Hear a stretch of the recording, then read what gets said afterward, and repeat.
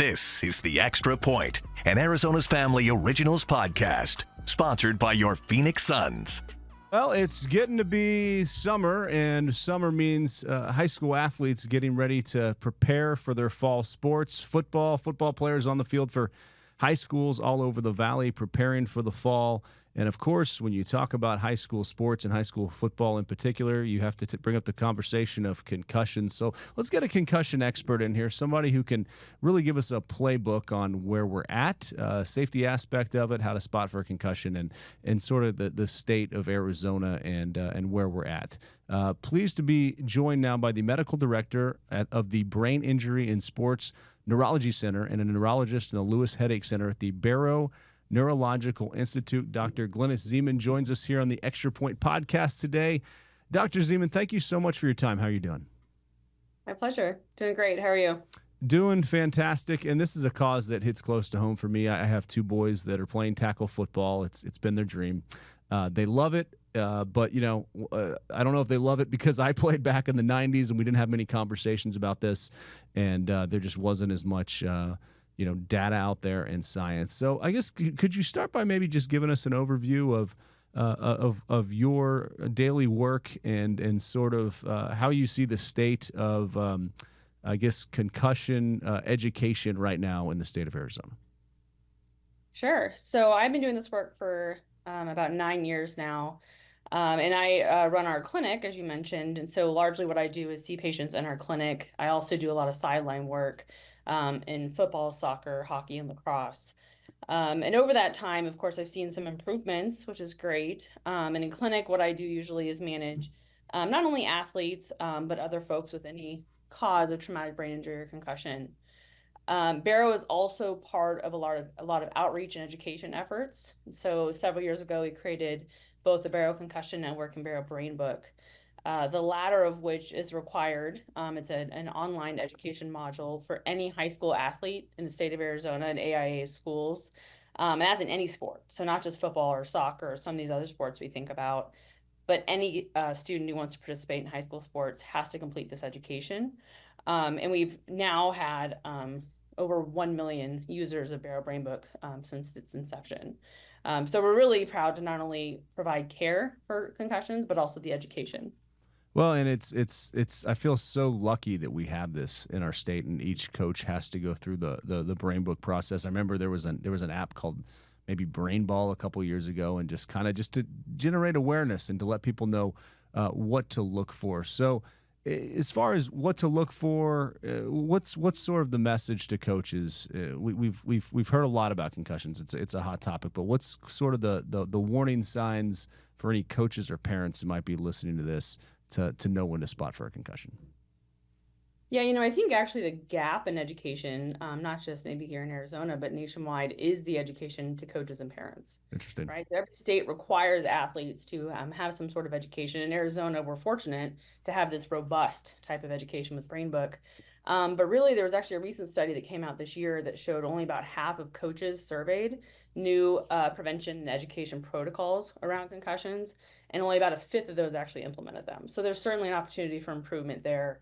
But really, educating both parents and coaches about what concussions are, of course, and those are a type of a traumatic brain injury, so certainly something we take seriously, but also what it looks like and what you do with it, right? So if there is some sort of hit, especially if you're concerned that the athlete is acting different, even if you don't know how to do a neurological exam, any question of a potential concussion or brain injury requires that athlete to be removed and be sent to a medical professional who can take over from there. When in doubt, sit them out is the term that we use in our field. And even if nobody has to be a medical expert, I mean, a lot of times coaches, of course, and parents know these kids and know what they should be acting like. And if there's any kind of question, certainly removal from play is step one. I guess the test was always kind of like, how many fingers am I holding up? Who's the president? You looked in someone's eyes if they looked different. Is that still kind of a baseline for the non-expert to say, okay, now we have to get you to an expert because we might have an issue here? Yeah, I mean, at our level, we do both a kind of a sideline screen and a locker room evaluation. Obviously, the locker room evaluation is more robust, and there's, an actual kind of protocol we use for that. But the first question we ask everybody, and anybody can do this, is what happened? So an athlete who, you don't ask them if they're okay. They're always going to say, yeah, I'm fine, right? But, tell me what happened. Even though you saw it, right? See what the athlete remembers. Obviously, if they're knocked out, that's, kind of black and white. But if there's a gap in memory, or they're kind of slow to recall it, or certainly if they're physically acting, off. But just that question alone, and then you can ask about symptoms, and certainly having education in this helps. But headaches, is your vision changed? Are you dizzy? Do you feel kind of foggy? And how many fingers am I holding up is really only helpful for the more significant injuries, right? So some of that stuff is just not as sensitive. But really, that first question tends to help a lot. It doesn't diagnose everything. Athletes can certainly remember everything when they have a concussion, but starting there is a good place. Yeah, I think that now that I think about the how many fingers am I holding up was always that was somebody messing with you because they change how many fingers they have. And this was back in the 90s. There was very little. It was all about did you get your bell rung, and that's kind of where it stopped and where it started there. But when it comes to just taking a big hit, and I've seen some big hits on the soccer field here. I think I might have seen any even bigger hits now on the soccer field because you see people don't wear protective headgear. How can you? Is there a way to distinguish between okay, that was a hard shot, but this person seems fine, and the when in doubt, sit them out? I guess where would you counsel someone to say, okay, I think they're okay to go back in the game? And I know that's kind of a hard question without a real circumstance in front of you, but I think that's sort of the rub for a lot of the coaches and the sideline attendants that I talk to. Yeah, I mean, obviously, in general, if you're, erring on the side of caution is huge. But one of the other things you can look for, besides asking them to recall the injury, is what do they look like after the injury? So we see this a lot if you're watching a televised, football game. Obviously, they show the play and then they cut out and, show someone on the sideline or something. But really, once the athlete's on the ground, how do they get up? What do they look like once they're getting up? Do they get up slowly? Do they stumble when they get up? Do people have to help them? None of this is concrete, right? So we of course none of us want to give if these criteria are met, they're good, For sure, right? for sure. But that helps, right? So you're absolutely right. Not every hit, even the hard ones, are concussions. And in sports where we have kind of higher level resources, right? So professional and college level where there's people on the sidelines and there are protocols. Sometimes we do initiate the evaluation based off how bad the hit looked, but we know that it takes a lot more than that. And some hits don't look bad and actually are concussions, right? So none of this, unfortunately, is concrete. And it does require sort of this extra evaluation. And because, especially at the high school and younger level, you don't always have medical professionals there. Really, if I was a coach, if there's any kind of question, I know from a competitive advantage, you don't want to take people out, but it's just not worth it. Right. No, I totally agree, and and that's the reason I had brought that up is because I know there's not a perfect answer to that, but I think that's sort of the situation that a lot of folks are in, and as they you're trying to win the game, are you okay? Everything's moving really fast. So it's good to have you and your team here in our town to discuss this. As far as just the latest science behind concussion, brain injuries, where we're at, I know for a while the kind of holy grail had been like, was it looking for an enzyme maybe that could kind of show, a biomarker of where you're at when it comes to a concussion. What's the latest science when it comes to concussion education and how we can better spot them? Yeah, the biomarker studies or conversation has been around for a while. And there's different kinds of biomarkers. So there's saliva, which is, of course, the easiest to get. There's blood and imaging biomarkers. And a few years ago, there was a kind of big excitement around the fact that there was this biomarker test you can use that was told that you can diagnose concussions with. But really, that was just to discern the people who had more serious injury, like bleeding and stuff. So that kind of, it's helpful, but it's not really in this scenario. So really that is, to your point, the holy grail is, I don't think this is ever going to be a black and white thing. It would be really nice, especially again in settings where there's not medical professionals, to have something easy like that to administer. We're just not there. But there are proteins, certain proteins that they look for in these studies. There are certain imaging studies, although that doesn't help in the sideline or the kind of immediate case. But there's continues to be updated numbers on these things, right? So not only at the high school, but the college and professional level, as far as what sports see the most concussions, females to males. And really, for the most part, those answers stay the same over time as far as what sports we see these most in. Um, but the biomarker stuff, I think at some point, I think we'll see something that actually comes, to market into use for all of us. But we're not quite there yet. And if your daughter or son were to be in a situation where you think there might be something going on there might be some sort of concussion, how would you counsel them to proceed when it comes to the healing process? Well, the first thing is to remove them, right? So as education has become more robust over the years, we've actually seen a higher number of new concussions and a lower number of recurrent concussions. And probably what that means is not actually that people are suffering more, it's just they're identifying them more, they're reporting them more, right?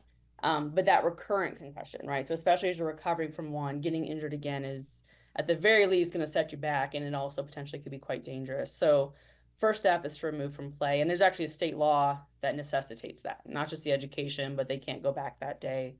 Um, Now, depending on where you're at, so a lot of high schools, fortunately, have athletic trainers.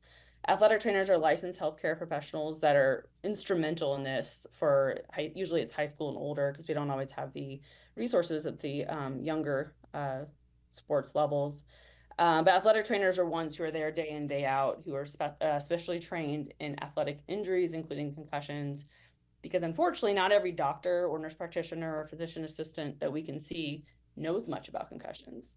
And so, as a neurologist, I mean, this is what I dedicate my career to, but not all neurologists really know much at all about concussions, which sounds crazy, but that's how it is. So finding the right person, having a provider that understands.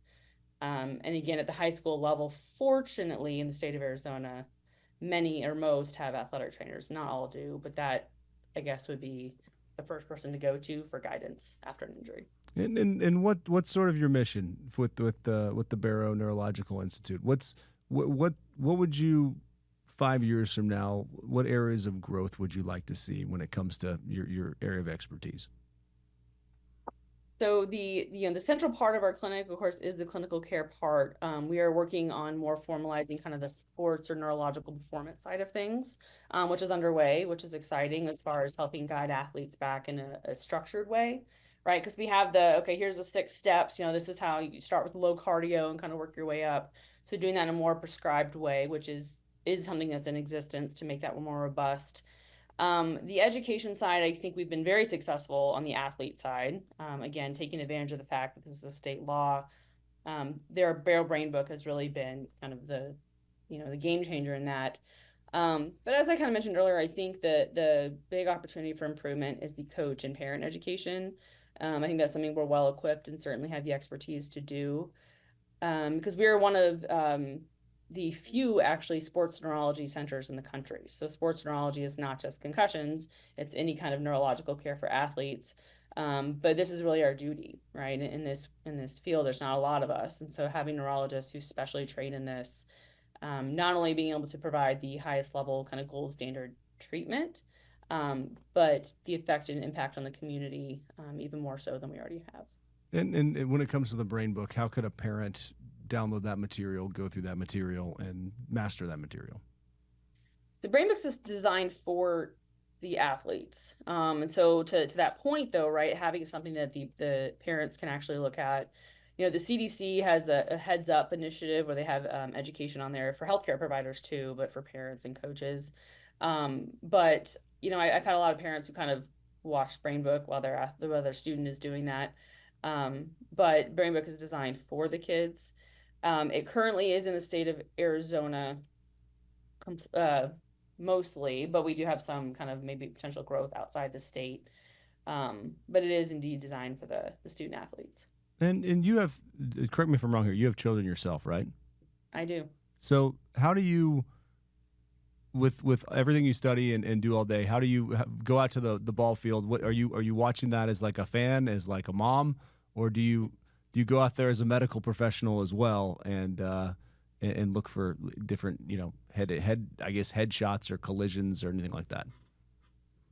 I could probably answer that better in a few years. My kids are 3 and 4. They're both boys, though. Get ready. Is as far as we've gotten. You know what? Three and 4 might actually be those are some of the biggest collisions in the house. Luckily, like I feel like their bodies were made of rubber. But sorry, I cut you off. Proceed. Yeah, no, they always seem to have bruises on them somewhere. Yeah, no, they jump off things and climb and all that.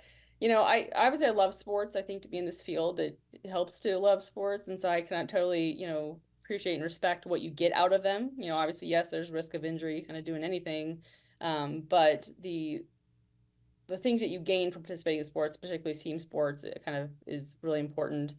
I get asked a lot about, would you let your kids play football? Football seems to be the question that people ask me. And again, my kids are young, right? And so we've seen that, sports in general around concussions have gotten safer over time. We have done, made some improvement there as far as decreasing contact practice and changes to the game in the way that, tackles are allowed, et cetera, et cetera. So I certainly, my kids are definitely enrolled in sports and will be, they're starting indoor soccer soon. But there's a bit of a mixture to answer your question, in a concise way. So as a parent, but I'm also glad that I know what I'm talking about with this, right? So I know what to identify and I can help kind of serve that role if something does happen. And if parents have any questions, they have the Brain Book resource. Is there any other way to reach out to Barrow Neurological, or is any other information that may help guide them in just the education process? Yeah, our website does have some information, kind of handouts at different levels. And it's actually, we have like helmets too. So, I mean, kids who are riding their bike. And so it's not just necessarily in kind of informal team sports. But there is contact information on the website. We have a full-time athletic trainer in our clinic, which also makes us unique, who really kind of help manages Barrow Brain Book and our concussion network. And she serves as a resource for a lot of that, and of course has, access to us. But there's contact information there, and that makes its way to us, and we can answer questions and provide resources. So as far as your boys go, where do you, so you do soccer, which I mean, I was just saying, I've seen some collisions in soccer that have, like, I think everybody should be wearing protective headgear. Do you have a way that you'd like to guide your kids playing sports from just the team aspect and all of the different things that can be gained? How do you kind of guide your kids? Yeah, my husband and I have discussed this a lot as far as, how do we do it? What sports do we do? And both kind of we both were raised into the mindset of we were sort of thrown into whatever we wanted to do, and then we found what we actually liked. So certainly it could turn into one of them as a chess player and doesn't even like sports, right? But I think, again, in my role, I'm fortunate in that I do this for a living, but to making sure, I think the right coaches make a big difference. I think the people that actually take this seriously know what to look for, and making sure they are complying with these kind of rules that we know are beneficial, like what kind of things they should be doing in practice, heading and contact practice only at a certain age and older, stuff like that. We'll see as they get older as far as, if I can get a better answer to that, because it hasn't come up yet. It hasn't been a thing I've had to figure out quite yet. But I mean, already our kids, it's funny when my kids get injured at home because they're jumping off something, I'm always like, wait, what should I do? And I can tell you if it was your kid, but when it's your own, right, it's like, what, so hopefully I'll be able to keep my cool and be there both as a fan and a parent and a healthcare provider too. Right. No, it's when it's your kid playing, it's a whole nother level of anxiety. As far as just being, having this resource, how lucky are we to live in Arizona when you compare it to the different setups in the other states? Yeah, I think as a state, and I know I'm biased because I work at Barrow, but my predecessor created Brain Book, so I can't take credit for that necessarily. But having these resources locally is good. Now, Brain Book specifically, I know I keep talking about it, since it's an online module, it's accessible to anyone, right? So you don't have to come to Barrow to do it. And because every state mandates concussion education for high school athletes, a lot of states are just sort of sign this form, where we actually make someone sit down and watch videos and answer questions to kind of enforce their learning. But also, I learned kind of not just in this field, but in others, it's also, depending on where you live, right? So it's not, big cities, we actually have multiple providers here know what they're doing with concussion, not just at Barrow. but more rurally, it's hard. And so we've been able to implement some kind of telemedicine aspect to this, even before the pandemic. Before that was a thing that a lot of people did. We have a second opinion software so athletic trainers can reach us. So I think it's helpful. It's a lot easier once you hit high school and up, frankly, from a resource standpoint. Middle school, elementary, rec club, that's, certainly also an opportunity for improvement. But my hope is that, with the resources we have and the knowledge that we have, that we can, care for more people than are just in those high school settings. Is there a particular helmet for like hockey or football too that's like a recommended helmet or any sort of guidelines there that parents need to know about? Yeah, the NFL actually updates their helmet recommendations every year, and so they tier it as, I'm using the NFL as that's the main, of course, league that we all think of and the one that has the resources and the science. They kind of look at all the available helmets, and they actually recommend ones based off position. So that's a more than one type of answer, right? So what quarterback should wear versus linemen, et cetera. And so they kind of tier it into green, yellow, and red. So red are unacceptable. Yellow obviously is not preferred. And then the list that in green is getting longer. And pretty much as far as I know, all the athletes in the NFL use, helmets that are in that green level. So it's not a singular answer, but there are some, and I think it's actually publicly available. There's like a chart that they make every year that's updated. And this has been a fascinating conversation. We're very appreciative of your time today. Is there anything else that you want parents to know as we head into the summer and fall sports about concussion education and how Barrow can potentially help in that regard? Yeah, I like to always just kind of reiterate, again, if there's any kind of doubt for an injury, especially if there's not a medical provider there, it is definitely better to call something a concussion that isn't than the other way around. Because if someone is concussed, actually, if it's identified and treated well, about 75% of athletes return to their sport within 3 weeks. And that's that varies, depending on the person, but that's a pretty good chunk. So as long as it's identified and managed correctly, it should not keep people out statistically too long. People do get better, identification, and then making sure that you're educated and that your kids are educated and that the coaches hopefully are. Anyone can report. So whether it's a ref or a coach or an athlete or a parent, if there's anything concerning, it's a hard thing to be an expert in because it's such a subjective thing sometimes, even for people who do this for a living. But it's can be managed well. Most people recover just fine, but it is serious and does need to be taken seriously. Well, thank you so much for the time and all the information today. I think it'll help parents a lot, kind of a playbook here, and look forward to talking to you more over the years here and just kind of hear about your research and your findings and, hear about your kids growing up as well. Absolutely. Thank you. This is The Extra Point, an Arizona's Family Originals podcast, sponsored by your Phoenix Suns.